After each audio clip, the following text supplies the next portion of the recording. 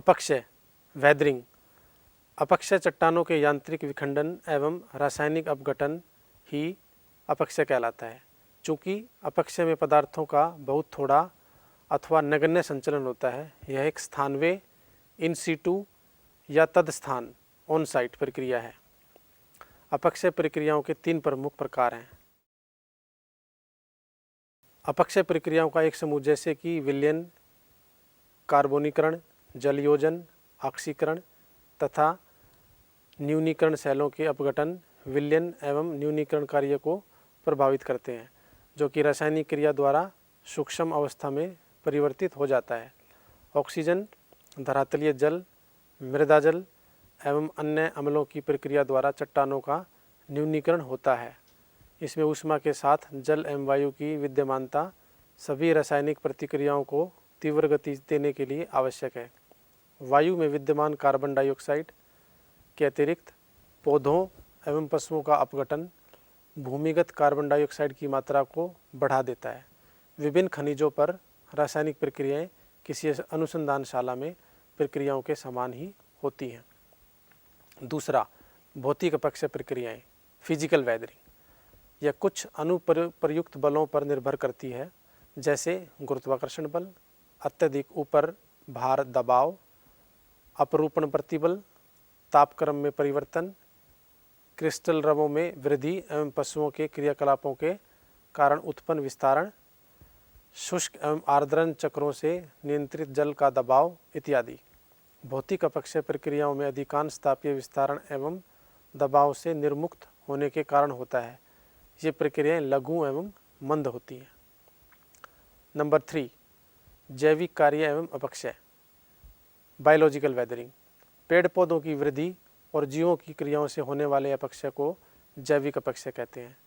केंचुओं, दीमकों, चूहों इत्यादि जैसे जीवों द्वारा बिल खोदने से नई सतह का निर्माण होता है, जिससे चट्टानों में नमी एवं हवा जाने का रास्ता बन जाता है।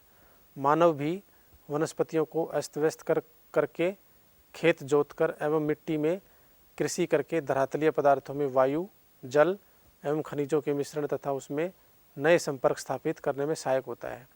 सड़ने वाले पौधे एवं पशुओं के पदार्थ ह्यूमिक, कार्बनिक एवं अन्य अम्ल जैसे तत्वों के उत्पादन में योगदान देते हैं, जिससे कुछ तत्वों का सड़ना तथा घुलना बढ़ जाता है। पौधों की जड़ें धरातल के पदार्थों पर जबरदस्त दबाव डालती हैं तथा उन्हें यांत्रिक ढंग से तोड़कर अलग अलग कर देती हैं। अपक्षय प्रक्रिया न केवल सेलों को छोटे छोटे टुकड़ों में तोड़ने एवं मृदा निर्माण के लिए रास्ता बनाते हैं, बल्कि अपरदन एवं वृत्त संचलन के लिए भी उत्तरदायी होते हैं। वन अपक्षयी परिवार की गहराई पर निर्भर करता है। यदि सेलों का अपक्षय न हो तो अपरदन का कोई महत्व नहीं होगा। इसका अर्थ है कि अपक्षय वृत्त संचरण, अपरदन, उच्चावच के लघुकरण में सहायक होता है एवं स्थलाकृतियाँ अपरदन का परिणाम होती है। सेलों का अपक्षय एवं निक्षेपण राष्ट्रीय अर्थव्यवस्था के लिए अति महत्वपूर्ण है, क्योंकि मूल्यवान खनिजों जैसे लोहा, मैग्नीज, एल्यूमिनियम, तांबा के अयस्कों के समृद्धीकरण एवं संकेंद्रण में यह सहायक होता है। अपक्षय मृदा निर्माण के लिए एक बहुत महत्वपूर्ण प्रक्रिया भी है। वृत्त संचलन मास मूवमेंट। वृत्त संचलन के अंतर्गत वे सभी संचलन आते हैं जिनमें सेलों का वृत्त मलबा गुरुत्वाकर्षण के सीधे प्रभाव के कारण ढाल के अनुरूप स्थानांतरित होता है। इसका तात्पर्य है कि वायु, जल, हिम की अपने साथ एक स्थान से दूसरे स्थान तक मलबा नहीं ढोते, अपितु मलबा अपने आप साथ वायु, जल तथा हिम को लेके जाता है। वृत्त मलबे की संचलन गति मंद से तीव्र हो सकती है, जिसके फलस्वरूप पदार्थों के छिछले से गहरे स्तंभ प्रभावित होते हैं, जिनके अंतर्गत विसर्पण, बहाव स्खलन एवं पतन सम्मिलित होते हैं। गुरुत्वाकर्षण बल आधार सेलों एवं अपक्षय से पैदा सभी पदार्थों पर अपना प्रभाव डालता है। यद्यपि वृत्त संचलन के लिए अपक्षय अनिवार्य नहीं है, परंतु यह इसे बढ़ावा देता है। वृत्त संचलन अपेक्षित ढालों पर अनअपेक्षित पदार्थों की अपेक्षा बहुत अधिक सक्रिय रहता है। वृत्त संचलन में गुरुत्वाकर्षण शक्ति सहायक होती है तथा वह कोई भी भूआकृतिक कारक जैसे प्रवाहित जल, हिमानी, वायु, लहरें एवं धाराएं वृत्त संचलन की प्रक्रियाओं में सीधे रूप से सम्मिलित नहीं होते। इसका अर्थ है कि वृत्त संचलन अपरदन के अंदर नहीं आता। यद्यपि पदार्थों का संचलन एक स्थान से दूसरे स्थान पर होता रहता है। छिछले संस्तर वाली सेलें जैसे भ्रंश, तीव्रता से झुके हुए संस्तर, खड़े भृगु या तीव्र ढाल, पर्याप्त वर्षा, मूसलाधार वर्षा तथा वनस्पति का अभाव वृत्त संचलन में सहायक होते हैं। वृत्त संचलन की सक्रियता के कारक। प्राकृतिक एवं कृत्रिम साधनों द्वारा ऊपर के पदार्थों के टिकने के आधार को हटाना। ढालों की प्रवणता एवं ऊंचाई में वृद्धि। पदार्थों के प्राकृतिक अथवा कृत्रिम भराव के कारण उत्पन्न अतिभार। अत्यधिक वर्षा एवं ढाल के पदार्थों का स्नेहन द्वारा उत्पन्न अतिभार। मूल ढाल की सतह से भार का हटाना।